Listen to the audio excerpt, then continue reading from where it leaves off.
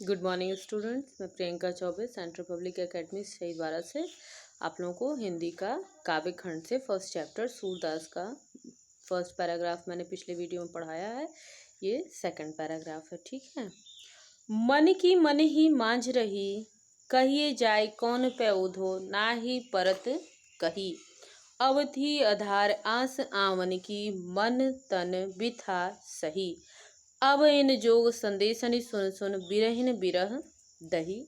चाहत हुति गुहार जितहि ते, उतते धार बही। सूरदास अब धीर धरहि, क्यों मर ज्यादा न लही। हे उद्धव, कृष्ण के मिलन की अभिलाषा हमारे मन में ही रह गई, क्योंकि हमारे लाख संदेश भेजने पे कृष्ण आए नहीं। हमें आशा थी कि शीघ्र ही कृष्ण के दर्शन हो जाएंगे जब हम संदेश भेजेंगे और कृष्ण हमारे पास आएंगे, अपना दर्शन देंगे अपनी गोपिकाओं को।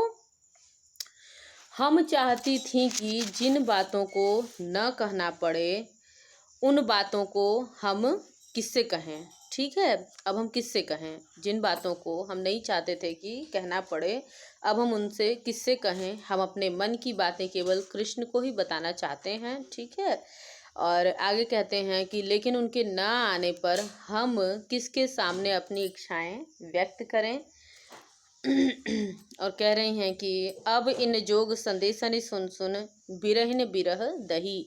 और कह रही हैं कि लेकिन उनके ना आने पर किससे कहें, व्यक्त करें। और कह रही हैं हर पल कृष्ण के आने की उम्मीद बनी हुई थी, इसलिए शरीर और मन हर प्रकार की व्यथा को सहन कर रही थी कि चलो ठीक है, हमारे मन की कोई बात है, चलो ठीक है हम सह लेते हैं, कृष्ण आएंगे तो उनसे कहेंगे। लेकिन हमारा समय इसी आशा के सहारे व्यतीत हो रहा था, कृष्ण से भेंट होगी। लेकिन अब जब आपके द्वारा योग ज्ञान के इस संदेश को सुनकर हम कृष्ण के वियोग में जीने वाली जो गोपिकाएं हैं वो विरह की आग में जलने लगी हैं। आगे कह रहे हैं जिधर से हम विरह की आग से रक्षा करने के लिए पुकार लगाती थी, उधर से ही यह प्रचंड आग जो है कि हमारे अंदर जल रही है और बढ़ने लगती है, ठीक है। धारा प्रवाहित होती है। हम कृष्ण के विरह में व्याकुल होकर उनसे मिलने को क्या कर रहे हैं, व्याकुल हो रहे हैं, ठीक है ना। सूरदास अब धीर धरहि, क्यों मर ज्यादा न लही। अब हम बिल्कुल भी धीर नहीं धर सकते हैं, बिल्कुल भी धीरज नहीं रख सकते हैं। आप अपने ज्ञान योग का संदेश भेजकर हमारे विरह की अग्नि को और भी जो है कि तेज जला रहे हैं। आगे कहते हैं कि सूरदास जी बताते हैं, गोपिकाएं कहती हैं अब हम धैर्य क्यों धारण करें, ठीक है। सूरदास अब धीर धरें, क्यों मर जा जब कृष्ण ने अपनी मर्यादा नहीं रखी तो अब हम क्यों धैर्य धारण करें। अब हमारे धैर्य का बाधा टूट रही है, टूटने के कगार पे है। आगे देखिएगा, हमरो हरि हारिल की लकड़ी, मन क्रम वचन नंद नंदन उर, यह दृढ़ करी पकड़ी। कह रही हैं कि हे उद्धव, कृष्ण हमारे जो है कि हारिल पक्षी की लकड़ी के समान है, ठीक है। जिस प्रकार जो हारिल पक्षी होता है वो अपने पैर में हमेशा लकड़ी को पकड़े रहता है, कभी भी उस लकड़ी को छोड़ता कहीं पे भी नहीं है, उसी को आधार मान के वो आकाश में उड़ता है। तो कह रही हैं कि हम लोगों का मन जो है कि हारिल की लकड़ी के समान है। मन क्रम वचन नंद नंदन उर, यह दृढ़ करी पकड़ी। और ठीक उसी गोपियां कहती हैं कि हमारा मन वचन कर्म से हम नंद बाबा के बेटे जो हैं उनके हृदय को हम दृढ़ता पूर्वक पकड़े हुए हैं, उसी हृदय को पकड़ के ही हम अपने जीवन को जी रहे हैं, ठीक है। उन्हीं के भरोसे हम अपने जीवन को आगे बढ़ा रहे हैं, जिस प्रकार से हारिल उस लकड़ी के भरोसे आकाश में उड़ता है, ठीक है। सुनत जागत सोवत स्वप्न दिवस निसी, कान कान जकरी। हम सोते जागते उठते बैठते हमेशा हम जो है कि रात दिन कान्हा कान्हा बुलाते रहते हैं, कृष्ण की ही रट लगाए रखते हैं। सुनत जोग लागत है ऐसी, जो करुई ककरी। और कह रही हैं योग का संदेश सुनते ही ठीक उसी प्रकार लगता है कि संदेश तो हम सुन रहे हैं, ककड़ी तो हम खा रहे हैं। ककड़ी जैसे तीती निकल जाती है, बहुत चाव से हम खाते हैं, वैसे ही आपके योग का संदेश सुन के हमको आपकी बातें एकदम उसी ककड़ी के भांति कड़वी लग रही है। ऐसे लग रहा है कि हम उसी कड़वी ककड़ी को खाए हैं, वैसा स्वाद हो रहा है, वैसा मन हमारा हो रहा है। सूतो व्याधि हमको ले आए, देख सुनी न करी। कह रही हैं तुम्हारे निर्गुण की जो उपासना का ज्ञान है, ककड़ी की भांति जो है कि क्या बोलते हैं है, ऐसा सुन के लगता है कि हम कड़वी ककड़ी खा रहे हैं, जैसा मैं बताई आप लोगों को। और कह रही हैं कि तुम्हारे निर्गुण की उपासना हमको बिल्कुल भी वही कड़वी ककड़ी के भांति प्रतीत हो रही है, इसलिए हम जैसे कड़वी ककड़ी नहीं खा सकते, उसी प्रकार आपके ज्ञान का संदेश भी हम बिल्कुल नहीं सुन सकते हैं। आगे कह रही हैं कि यह तो सूर तिन्हई ले सौंपी, जिनके मन चकरी। और कह रही हैं, सूरदास जी कहते हैं, गोपिकाएं कहती हैं उनसे, गोपिकाओं के द्वारा ये कहवाना चाह रहे हैं सूरदास जी कि कह रही हैं कि प्रेम छोड़ के निर्गुण को पकड़ लें, निर्गुण छोड़ के प्रेम को पकड़ लें, ठीक है। इधर उधर कोई भी चीज़ करें, ये कह रही हैं कि ये हमारे बस की बात नहीं है। हमारा मन, हमारा चित्त चंचल नहीं है, हमारा चित्त कृष्ण में ही लगा हुआ है। और ये जो आप योग का संदेश बता रहे हैं, ये कह रहे हैं प्रेम छोड़ के योग पकड़ लो, ये किसी चंचल को बताइए, जो जिसका मन चंचल होगा वो आपकी बात को समझ पाएगा, वो आपकी बात को मानेगा, ठीक है। Next and last is Hari है राजनीति पढ़ी आए, समुझी बात कहत मधुकर के, समाचार सब पाए। कह रही हैं कि हरि जो हैं कृष्ण हैं, अर्थात वो जो है कि उद्धव से राजनीति पढ़ के आए हैं कि राजनीति में कैसे अपनी बात को मनवाया जाता है, सामने वाले की बात को न मान के अपना फ़ायदा कैसे कर लिया जाता है, सामने वाले को नुकसान देकर।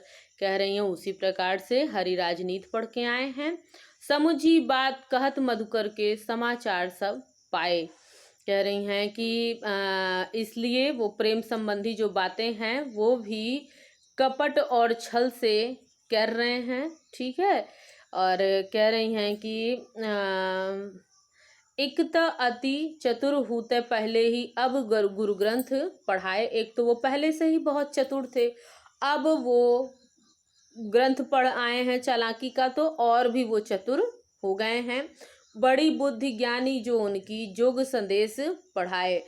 कह रही हैं कि बलिहारी उनकी बुद्धि को कि वो प्रेम को अपना सब कुछ मानने वाली गोपिकाओं को योग संदेश पढ़ा रहे हैं। उद्धव भले लोग आगे के परहित डोलत धाये। और कह रही हैं कि उद्धव जो है कि उद्धव भले लोग आगे के परहित डोलत धाये, अब अपने मन फेर पाए हैं चलत जुहुते चुराए। कह रही हैं कि आप जो है कि आप बहुत चालाक हैं, आप जो है कि क्या बोलते हैं, भले लोग ऐसे ही होते हैं क्या कि अपना मन वापस ले लें, अपना जो है कि क्या बोलते हैं हृदय दे के वापस ले लें, और लेकिन जिसका चुराए हैं उसका लेके अपना चल दें।